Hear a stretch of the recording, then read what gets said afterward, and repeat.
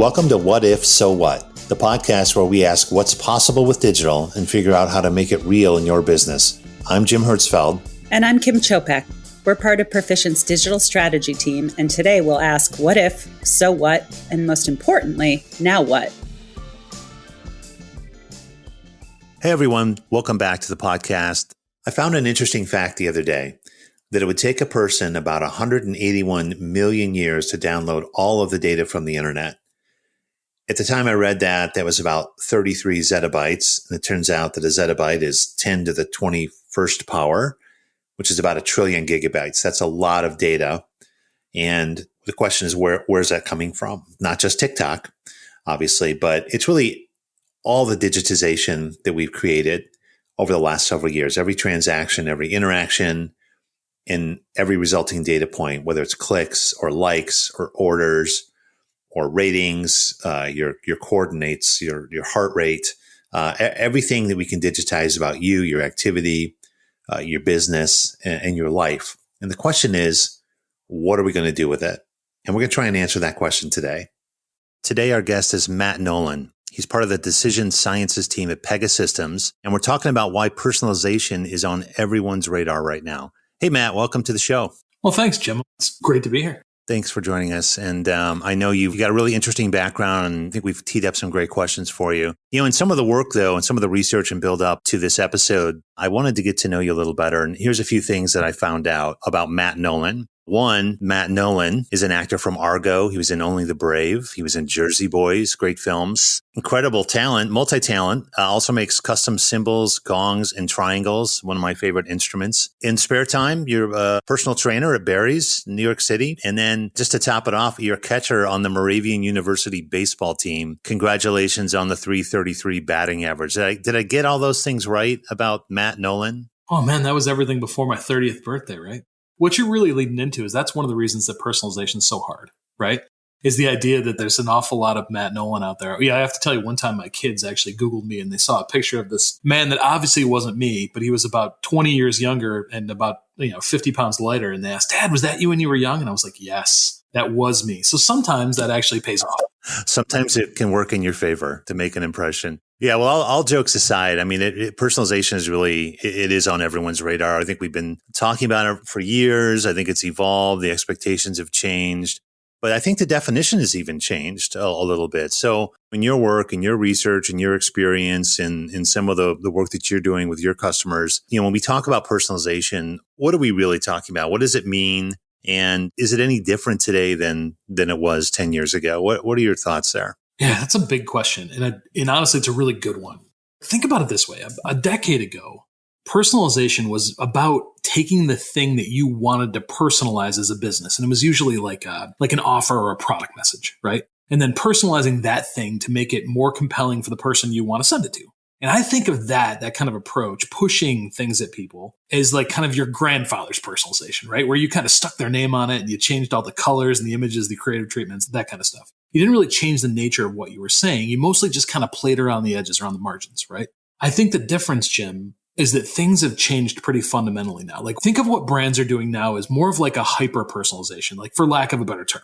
What they're doing is looking at a person that they're talking to first. They're looking at Matt or Larry or Jim or Kathy and deciding what to talk to that person about second. And that sounds really small, but it's an absolute revolution. Like when it comes to personalization, you're not just taking the things you want to sell and pushing them. You're looking out across all the messages and the things you could talk about as an organization, like retention and loyalty messages, and things like nurture streams, educational info, thousands of conversations. And you're picking the right thing for that person at the right moment and then saying it, right? And doing that across like dozens of channels and hundreds of programs and millions of customers like 1 billion times a year. It's a complete order of magnitude shift. And it's kind of scaling the human element of this, making it very personal, right? And I think that's what's happening. You're seeing it with everybody. Every bank you talk to, every communications customer, it's all kind of top of mind for them. Yeah. We're hearing it everywhere. And you mentioned, actually, a couple of things you mentioned, billions of times a year. That is just transactionally kind of amazing. And we are seeing it. I like what you said, that you figure out what to talk about second. And I go back,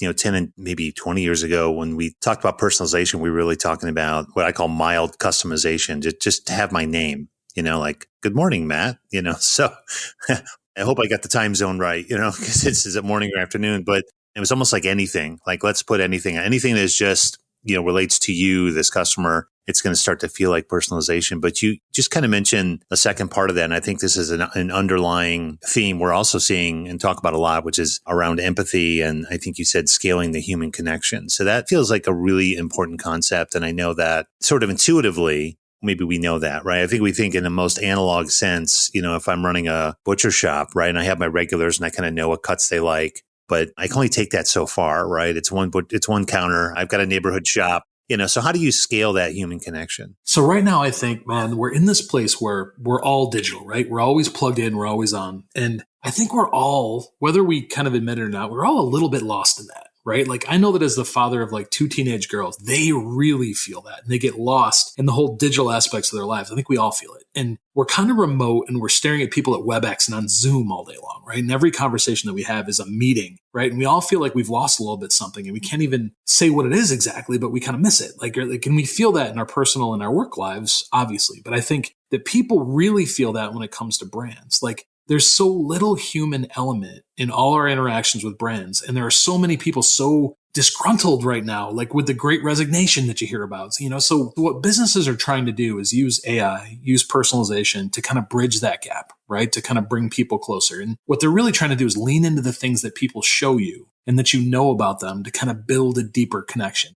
And I think this sounds counterintuitive, but they're basically using AI to try to make their brands more human, right?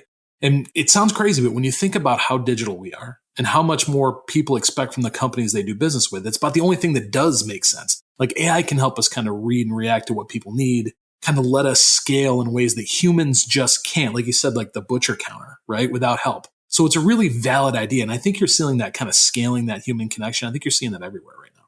Yeah, that's actually, you said something really compelling to me when you said that every conversation is a meeting. That's a rabbit hole right there because it's true.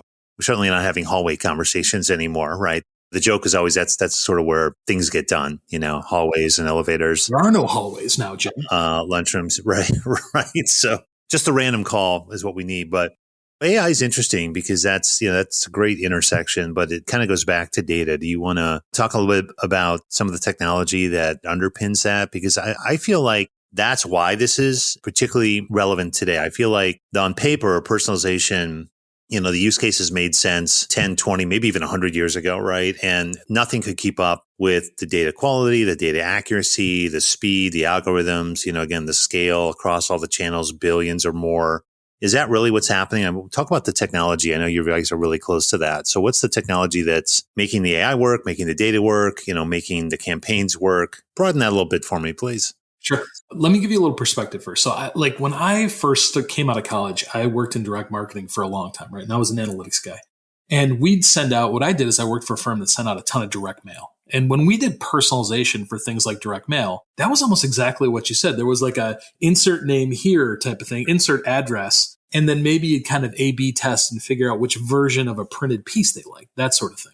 But now what you're talking about is the scale of, like, if you're a big bank, right? Or you were a big telecoms company, you're literally interacting with your customers, not just like billions, but almost like hundreds of billions of times a year. Like, think about it. If you're like one of the highest volume banking websites in the world is chase.com, right? With JP Morgan Chase. And that gets 100 million hits a day for customers. So that's a big difference between printing, Matt Nolan here on a direct mail piece and scaling personalization to the, 100 million interactions a day. It's like a crazy number that we can't even get our heads around. But the thing is, most of the tech that underpins that kind of digital experience isn't crazy at all. Like it's stuff that most organizations are already using in one way or another. It's just organized and optimized to give you more data, be able to collect more context and be able to use it faster. So the big pieces of that, like if I had to nail 3 of them, what I'd say is that you've got what we call complex event processing or CEP engines, which have been around forever. What they do is they let you take these streams of customer data flowing into an organization, like things like credit card transactions or network data coming off of a device or like mobile clicks or locations, things like that. And they convert those streams into attributes that you can use to do modeling and kind of understand what somebody's going through, right? CEPs basically help you kind of refine and activate data that's flowing around your organization. The second piece is, again, something we've used forever, which is propensity models. And a good best practice is if you're really doing personalization well, You need to have at least one predicted model for every offer, for every version of a message that you want to present to a customer. And the way it works is that when you get data about a customer, right, like say Jim comes to the website, we rescore all those models in real time. Say there's 100 things we could say. We rescore all those models and try to figure out what Jim's most likely to do or need or accept. And the action or the offer with the highest likelihood, the one that Jim is 93% likely to take this, that's the one that you use. That's kind of what takes personalization to that next level. It's all based on propensity. And one really rising piece of technology you hear about a lot is what we call like a real-time decision engine, right? So decision engines, they take all those actions, all those offers, all those model scores, that great stuff. They convert those into decisions. Things like which message to send or which banner to show or what offer to make to a customer. Decision engines are basically like the brain in the middle of a great personalization program. They use all the different models, all the different data. They let you pivot and kind of adapt to what a customer is showing you. They're one of those pieces of technologies that everyone's looking at right now if they're serious about personalization. This is a conversation I probably have, 3 times a week.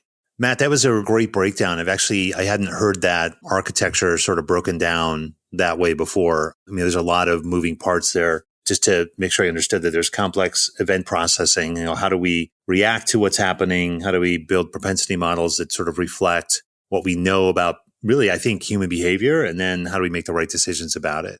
And so when you add that up and you fuel that with the data, and there's a bit of experimentation and testing in there as well, right? And you're constantly learning and you're constantly adapting, because I guess I've had a hypothesis that, like a lot of innovations, they're great ideas on paper. They just can't scale, right, until the technology catches up with it. Sometimes there's great technology that doesn't really have an application. I feel like this is the former. So thanks for that breakdown. I think a lot of people will make sense of that.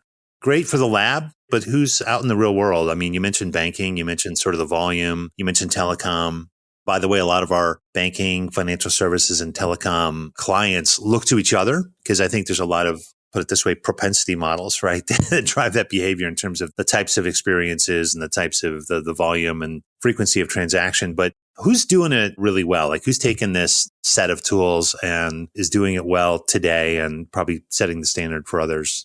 I actually work with customers in a lot of different industries, right? And some of them are doing things really well. Like, you see that industries with a high volume of customer interactions that are really engaged with customers, and places like banking, places like communications, especially like, mobile providers, that sort of thing. They're usually at the top of the food chain when it comes to this sort of thing, because they have to be, right? And there's so much competition in that space. But other folks that are a little bit farther behind, folks like in insurance, folks in healthcare, where there's obviously pressure there, massive pressure, but they just don't have enough data in a lot of cases, at least in their heads. But the folks that I've worked with are folks like companies like Wells Fargo and Verizon or State Farm, or some smaller companies, even like Ally Bank, right? It's a little bit smaller.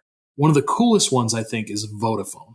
And people here in the US where I am might not know Vodafone, but they're actually the second largest overall telecom in the world over in Europe and Asia. And they have about 400 million customers, which is like a crazy number that kind of blows my mind. But what they do is every time they get a new piece of data about one of those customers, they mine it for what they call intent.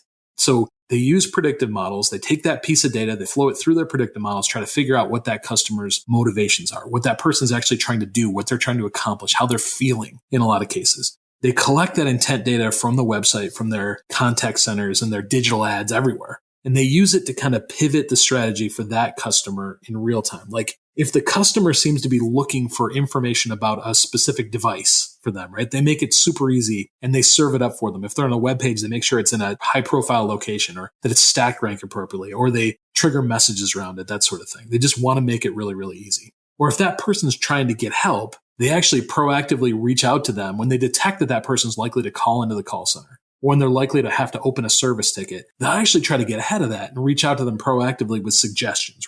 That's one of the places I think that this kind of personalization is going to go, that really kind of opens the aperture a little bit.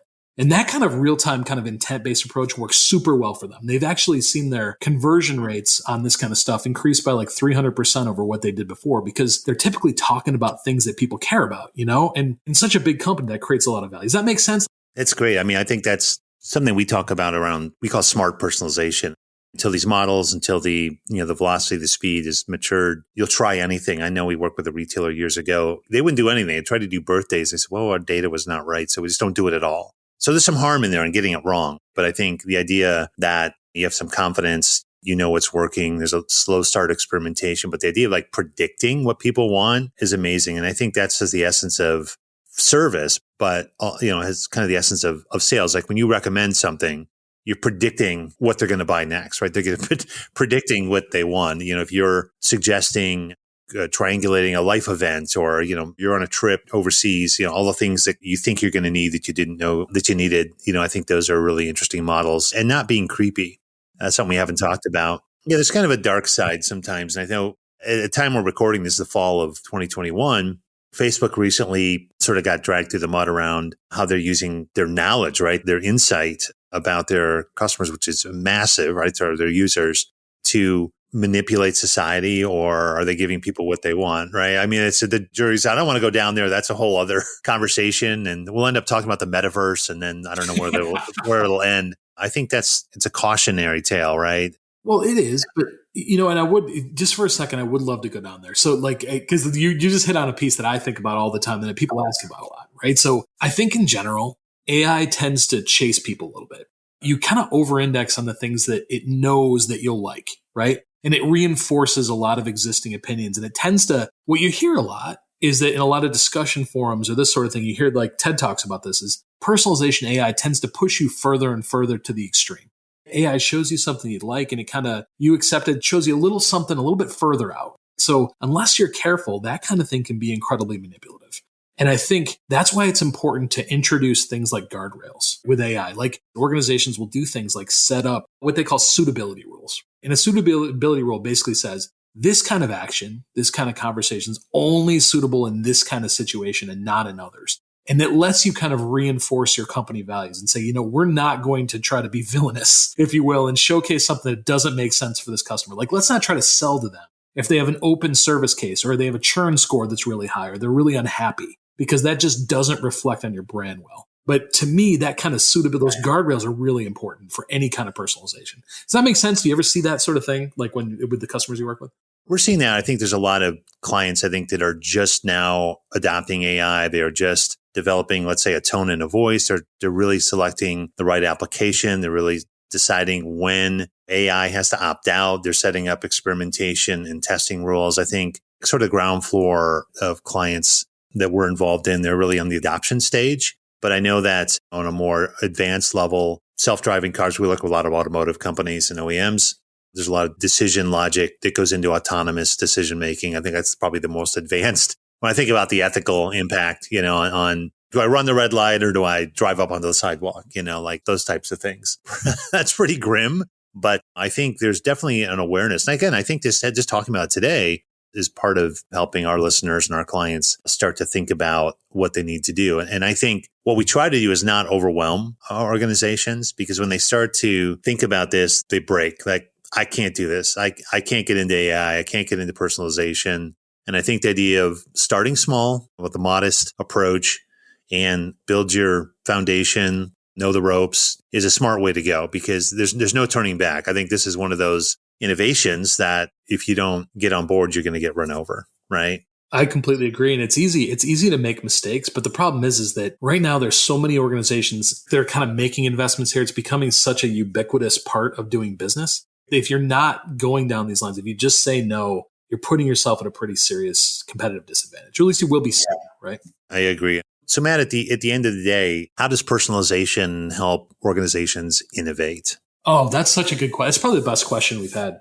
I guess I would answer it this way, Jim. Like, in my head, innovation's about introducing change into your kind of business equation, right? And finding new ways to solve problems. That's what innovation is about. It's about problem solving. So you have to innovate in order to compete. Like we just said, like in today's economy at any level, like nothing stays the same. Now, if you do it right, personalization is a really great way to kind of test and learn potential innovations and kind of get them to market fast. Like if you've got AI, if you've got like a really strong decision engine powering personalization, you can get almost immediate feedback about how well a potential innovation is going to perform, right? And where it works and where it doesn't and how it's going to, what's going to occur.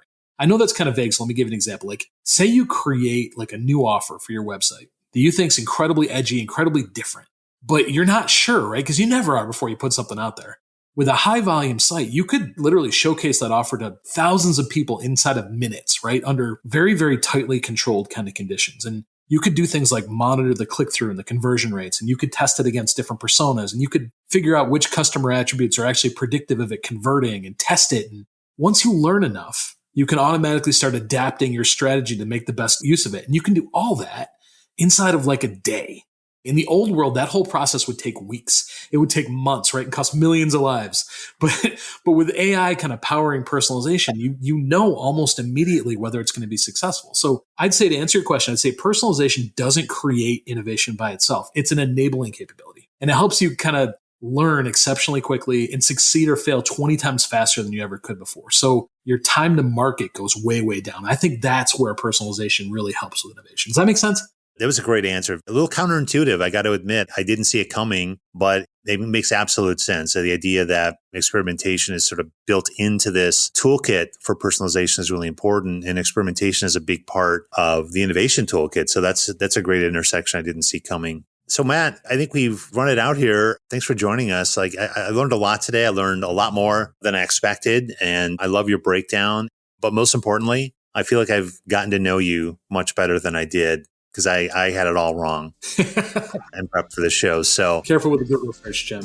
Yeah, be more careful with my internet searches. Well, thanks for being on, Matt. Thanks, man. I appreciate being on. Now it's time for our namesake segment. What if, so what, and most importantly, now what? With me as always is Kim. Hey, Kim. Hey, Jim. Hey, what were your big takeaways from Matt today?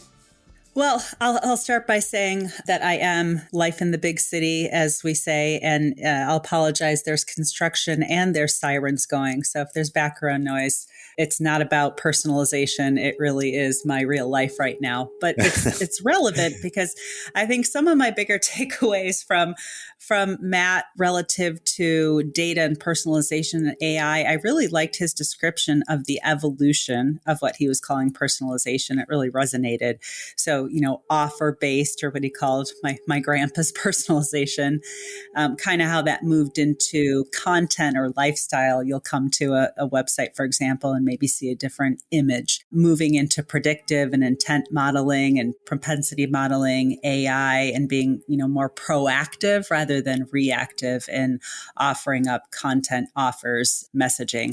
And I totally agree with the sentiment at this point. There's no going back when it comes to data and AI, and agree with Matt that every day there are new opportunities that present themselves should organizations leverage those capabilities intelligently. But that's where I start thinking, are they leveraging those capabilities? But what did you think? A lot of what Matt had to say sort of altered my thinking about personalization. The emphasis on data and AI is something we know, but I think it is here to stay, right? There's no going back. It's kind of like I said in the opening, data is the volume, the reach, the breadth of data is making it happen. The question is, what are we going to do about it? And how do we do it? And so there's no going back. There's no putting the genie back in the bottle or the toothpaste back in the tube. I think that was really evident. And again, it's something we kind of know. Also, at the time of this recording, I'm going to just throw this in. There's a Beatles documentary, Get Back. If you haven't seen it, believe it or not, there's an AI component to it, because that video it's a documentary about video shot in the late 60s, and it is gorgeous. And what I learned is it was all remastered with AI, right? And so, and I thought, wow, this is really well shot. Like they really knew how to shoot documentaries back then. What happened? And, what happened is, it was terrible, and they went through it. There's no going back, right? So that really stuck out to me, and a couple of other things, because we have been talking about personalization for a long time. And you pointed out it's not your grandparents' personalization anymore, but in a way it is, because that is really the experience that we all want. Yeah. I loved it as an opening point, which was we used to try, as marketers, we try and tailor the message that you want to send. So I have a great idea. I have a great product. I have a great service. I have a great record that's going to drop, or a song that's going to drop, or a movie. I have a message, and I got to get that message out in the way I want it. And, what's really shifted, and I think maybe always exists, and we're getting back to, is first understanding the audience. Something we've talked about forever, Kim, which is empathy, really about bringing that more the human element, which I think we're going to talk a lot about later. I like Matt's kind of breakdown of the personalization architecture. And I know there's a lot of components to it. And I know a lot of the technology platforms have been hard at work componentizing or productizing, different elements, so whether it's CEP, complex event processing, that's been around for a while, rules engines, expert systems. I worked on an expert system back in the 90s. I don't hear that term anymore. It might come back, but they're all kind of doing the same thing. They're modeling and driving, propensity models and what could happen and making good decisions about it. What should we do about it? So I love the kind of breakdown of the architecture. And I think everybody should think about that because, I think it will lead into kind of our now what, like how do you break this down into kind of smaller parts? But, AI is ultimately the enabler, and AI and data sort of make that happen. So I think he did a great job of just sort of putting that front and center for us. I hope will help make it real for everyone because personalization has just become such a broad statement. It might be one of our white noise words, Kim, up there with strategy and digital and innovation. So maybe that's a topic for another time, but I love how we broke it down. I think that it's kind of a systems thinking approach. Like you said, what's happening, what could happen, what should we do? But I'm going to throw it out there in terms of our what if. I do think personalization is a white noise word at this point. And my what if is, what if personalization is just a red herring? So for all the data collected, all the attempts at driving deeper, quote unquote personalization, all the technologies that enable that capability and those possibilities, it's undeniable the technology can do it. We're still missing something. So if it's not a technology limitation, is it a people limitation? Is it a process limitation? Why can't we get to this one-to-one personalization that we've been talking about for years and years and years? Have we gotten, I think, too far away from authenticity and what it means to be genuine in marketing and communications in spite of the mountains of data that should give us some clues in intent and sentiment? So the real what if it was never about personalization? It's about being human. I love it, Kim. And I love the red herring. There's a little drama there. I was waiting for like a great plot twist, red herrings and MacGuffins make great plot twists. I think it's a great revelation. I think Matt helped us see that. If you take that hypothesis, if you take that premise, how do we become more human? We start to look at why we're doing it in the first place. And I think that becomes our so what? Like, why does it matter? And I'll throw some data out there that I think is interesting, but maybe needs to come together. First of all, this maybe nebulous concept of personalization is definitely something consumers want. I think the public wants. There's undeniable, right? In some way, we know that it works. In fact, I did dig up one number, something like 80% of consumers are more likely to buy from a company that provides a tailored or personalized experience. We all feel that in some way. And in some ways, sometimes it's just like, hey, at least you tried, right? Hey, thanks for remembering me, right? Like thanks for acknowledging. That's it. Just thanks for acknowledging my presence. I'm here. That's all it takes. So, the number is good. The question I think is how far does it go, right? Yeah, 80% like it, but 1% will do something with it. So, but I think there's no question that the data's there.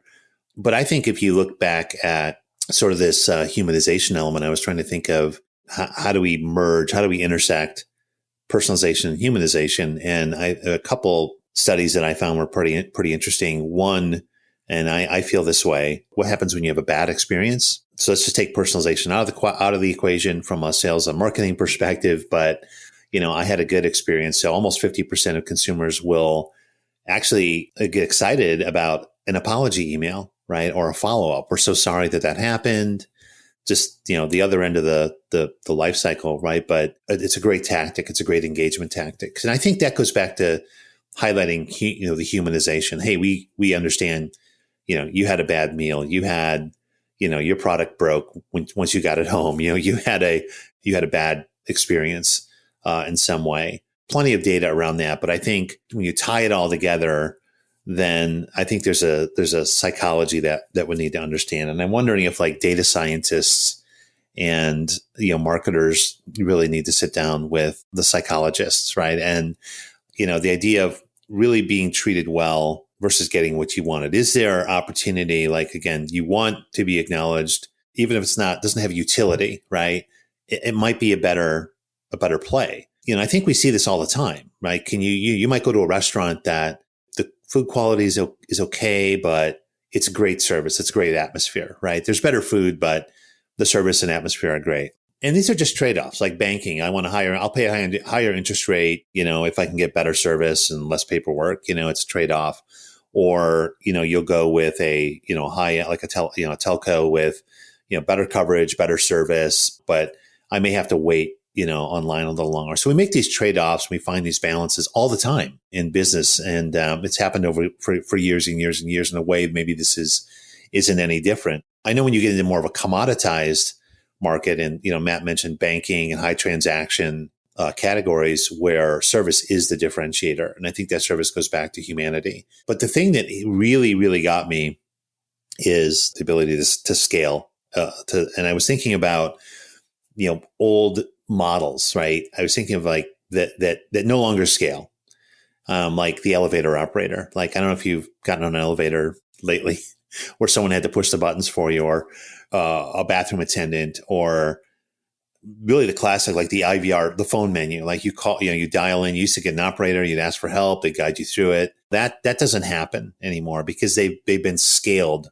with technology. Like the elevator is intelligent, right? It knows how to run, right? You push the button, it gets you there. But these kind of be sort of cliches of sort of inhumane technology. And I'll go to self-checkout. I don't know how you feel about self-checkout. Sometimes I like it because there's a line otherwise, but sometimes I feel like I'm doing somebody else's job for them. Right. And so, but all these things are designed to make the business run more efficiently, to scale better. Right. And not necessarily to make the experience better. They're kind of cost-cutting trade-offs. They're competitive trade-offs, and they're made possible through technology and automation. And I think the potential and the biggest so what to me around personalization is this drive towards humanity. And that what makes it awesome. There's a theme in the movie Blade Runner that I love. And this, if you don't know the plot, I don't want to give anything away, but they're about these robots, and they are manufactured by this company whose line is they're more human than human. And I'm wondering, and I'm kind of hoping that what we're getting to with AI is to be able to make that experience better than you could dialing in, getting that white glove concierge service. And I think that's the incredible potential that we're looking at. Just like the way I think autonomous vehicles are going to be safer. I may ruffle some feathers here, but they're not distracted by cell phones or conversations, or maybe they're listening to a podcast in the car. If you're listening to a podcast in the car right now, that's great. Be safe. But if you're in an autonomous vehicle, like, it's going to brake and faster and react faster and maybe safer in the long run, and in the same way, I think there's a potential that, if we focus on the humanity, that we can actually get a better experience from personalization, which goes way beyond what I think personalization was originally intended to do.